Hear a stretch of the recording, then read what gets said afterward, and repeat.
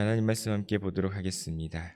오늘 우리에게 주신 하나님의 말씀은 신약성경 사도행전 4장 32절에서 37절까지 말씀입니다.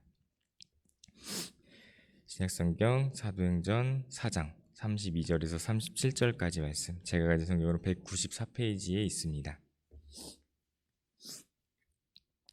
사도행전 4장 32절에서 37절까지 말씀 다 찾으셨으면 제가 한 절, 여러분이 한 절 교독하시다가 마지막 절은 다 같이 읽도록 하겠습니다. 믿는 무리가 한 마음과 한 뜻이 되어 모든 물건을 서로 통용하고 자기 재물을 조금이라도 자기 것이라 하는 이가 하나도 없더라. 사도들이 큰 권능으로 주 예수의 부활을 증언하니 무리가 큰 은혜를 받아 그 중에 가난한 사람이 없으니 이는 밭과 집 있는 자는 팔아 그 판 것의 값을 가져다가 사도들의 발 앞에 두매 그들이 각 사람의 필요를 따라 나누어 줌이라. 구불에서 난 레이족 사람이 있으니 이름은 요셉이라. 사도들이 일컬어 바나바라, 번역하면 위로의 아들이라 하니 그가 밭이 있음에 팔아 그 값을 가지고 사도들의 발 앞에 두니라. 아멘. 무리라고 하면은 사람이나 짐승, 사물 따위가 모여서 뭉친 한 동아리를 의미한다고 합니다. 초대교회 성도들은 이처럼 한데 모여 함께 한 마음 한 뜻을 가지고 나아가는 하나의 뭉친 동아리, 이런 무리가 되었음을 성경은 전해주고 있습니다. 무엇을 중심으로 그들이 뭉치게 되었느냐? 바로 살아계신 예수 그리스도를 향한 믿음으로 말이죠. 그들은 믿는 무리로서 예수님의 사랑을 실천하며 함께 교회를 세워 나아갔고, 그렇게 그들은 그 주님의 사랑으로 똘똘 뭉쳐서 서로가 서로를 나누며 서로가 서로를 위하며 그렇게 하나 된 교회로서 함께 자라가고 있었습니다. 앞선 말씀에서 베드로와 요한이 복음을 전하다가 붙잡혔고, 이에 초대교회 성도들은 한 마음으로 그들을 위해 기도하였습니다.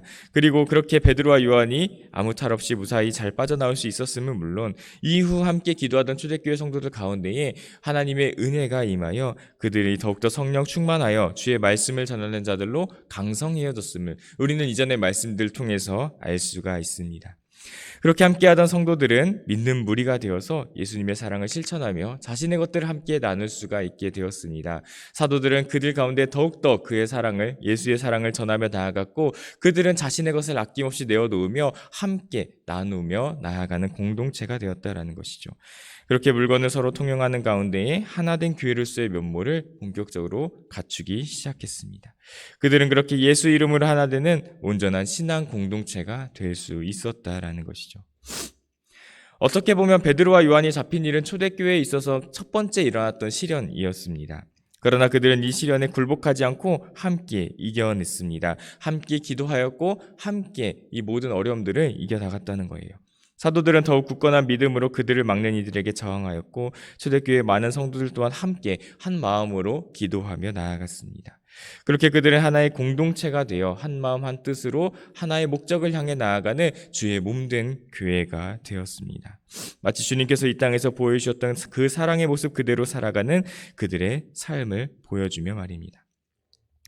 요한복음 13장 34절 말씀을 보면 새 계명을 너희에게 주노니 서로 사랑하라. 내가 너희를 사랑한 것 같이 너희도 서로 사랑하라 라고 말씀하시는 것을 볼 수 있습니다. 예수님께서 제자들에게 주신 새로운 계명, 그래서 그들이 그 뜻을 따라 예수님의 살아가신 그 모습 그대로 살아갈 그 계명의 모습은 바로 사랑을 실천하는 것이었다라는 것이죠. 바로 예수님께서 제자들에게 보여주셨고 예수님께서 이 세상의 많은 사람들에게 보여주셨던 그 모습 그대로 말입니다.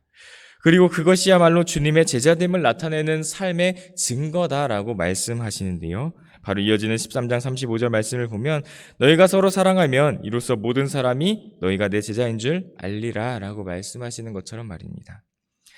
초대교회 성도들은 이 말씀 그대로 주님 안에서 온전한 믿음의 생활을 해 나갔습니다. 단순히 예배만 드리고 단순히 주님을 믿는다라는 것에서 그치는 것이 아니라 예수님께서 보여주셨던 그 모습 그대로 서로 사랑하는 모습을 나타내었다라는 것이죠.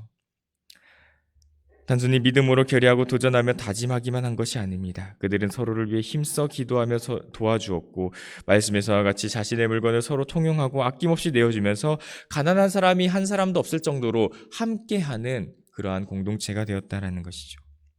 여러분, 이게 사실 말이 쉽지 자신의 것을 내어놓는다라는 것이 쉬운 일이 아닙니다.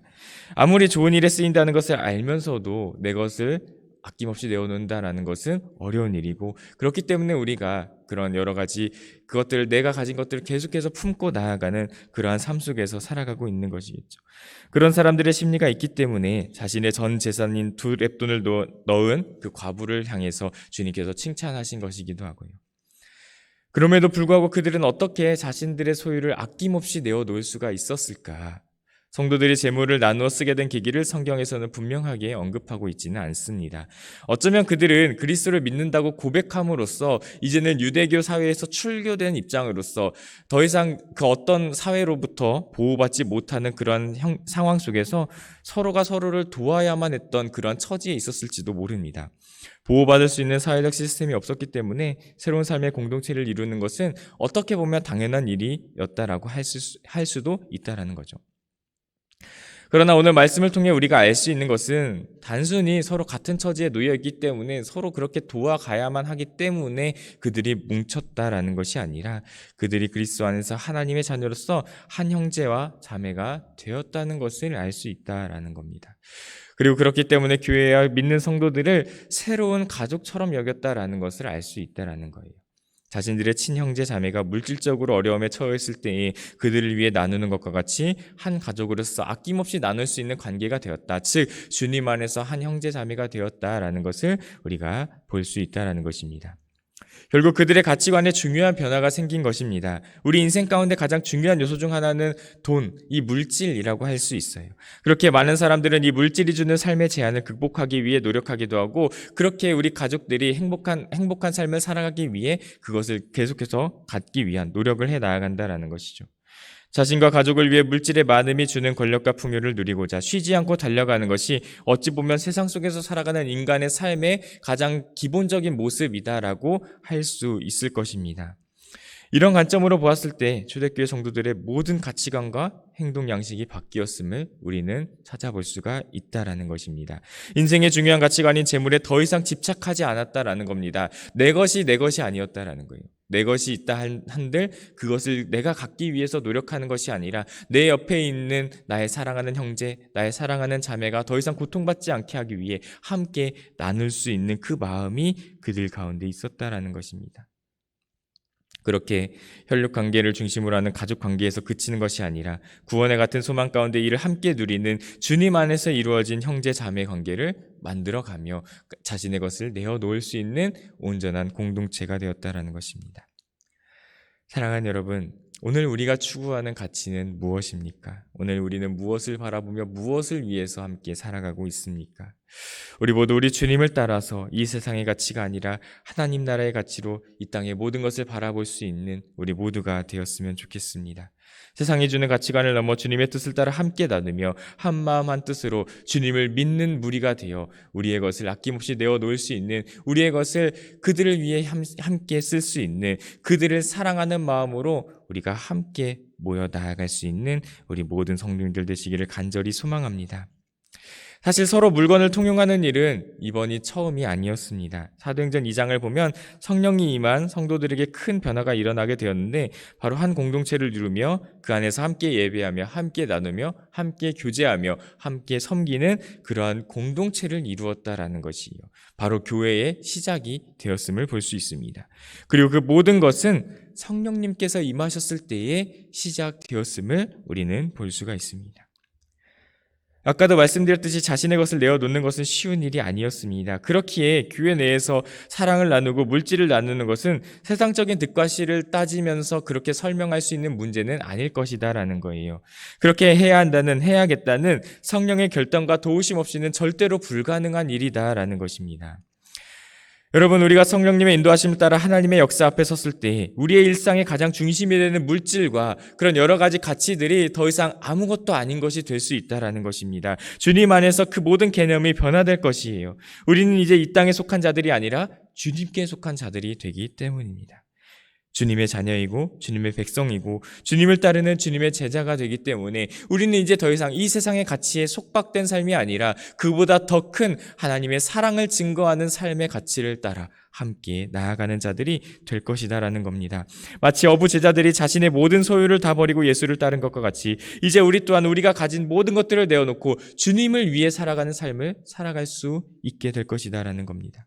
그리고 그것을 위해 성령님께서 우리 안에 내주하시며 우리를 도와주실 것입니다. 그가 우리를 이끄시며 그가 우리를 도우시며 우리 안에서 주님께서 행하신 모든 것을 떠올리게 하셔서 우리가 아낌없이 사랑하며 서로를 위하며 그렇게 믿는 무리를 이루며 나아갈 수 있도록 도와주실 것이다라는 겁니다.